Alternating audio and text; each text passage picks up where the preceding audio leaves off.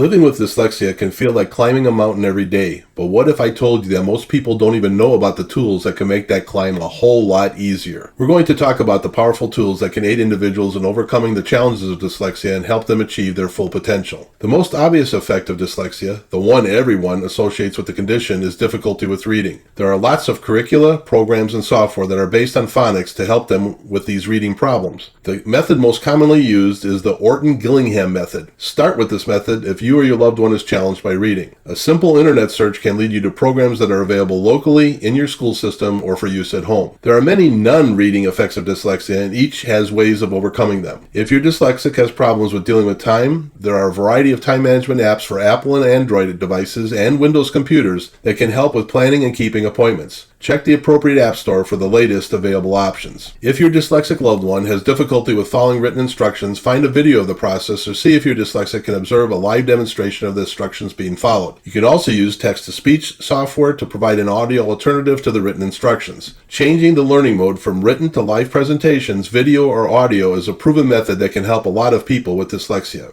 Dyslexia can also get in the way of quality communication and solid relationships. Overcoming these effects can be complicated. Many dyslexics have difficulty with directly answering a question that is asked of them by their non-dyslexic parent, spouse, or friend. When the non-dyslexic gets an inappropriate response to their question, they usually will try again. A second strange response can lead the person without dyslexia to suspect their dyslexic as being evasive or even untruthful. This can put a strain on any otherwise positive relationship. Although it is possible the dyslexic is being invasive, it is much more likely that he or she is exhibiting an effect of the dyslexia-related rewiring of the brain. Dyslexic brains have reduced short-term memory, also called working memory, that is part of a reallocation of brain functions that leads to both the problems of dyslexia and the gifts the condition can bring to the person who has it. When hearing a question, a person with dyslexia will do their best to identify the question being asked and respond to it. The reduced working memory and some delays in the conversion of the spoken language into word concepts in the brain can easily mean that the dyslexic has put together a question in their brain that's completely different from the question being asked. They answer the incorrect question and the non-dyslexic questioner gets surprised, frustrated, or suspicious. To ease this tension, the technique is simple, but it may be difficult to use. Have an open discussion about dyslexia and the relationship, and in particular how the two of you should handle the situation when an inappropriate answer is given. The two of you should come up with a mutually agreeable way of identifying the question-answer mismatch when it occurs and what the next step should be. Sometimes rephrasing the question or asking for the same information in a different way can be successful. Pause and take a deep breath when the tension and frustration starts to build. This open discussion about dyslexia can be expanded to the other dyslexia-related effects as needed. If the dyslexic is chronically late or misses appointments or has difficulty in planning or keeping things organized, respectfully clearing the air by discussing these effects can pull the two of you closer together. Regardless of the specific dyslexia effect being addressed, there is a simple process you can follow to ensure success. Find as many tools as you can for the specific issue. Then experiment with several of them and see what is the easiest to implement for the person who has dyslexia. The dyslexic should practice using the selected tool until it becomes a second nature to use it, and periodically think about the tools that are being used to see if there is a need to find a different one that is more effective. The tools and resources available to support individuals with dyslexia are truly powerful. By harnessing the power of technology, ever-improving apps and software, and openly discussing the impacts of dyslexia on a relationship, the dyslexic and their non-dyslexic can both thrive and lead successful lives together. What's your experience been like with dyslexia tools? Have you found something that's worked wonders for you or someone you know? Share your story in the comments below. To learn more about dyslexia and how you can best help your dyslexic loved one, get your copy of Loving Your Dyslexic at lovingyourdyslexic.com.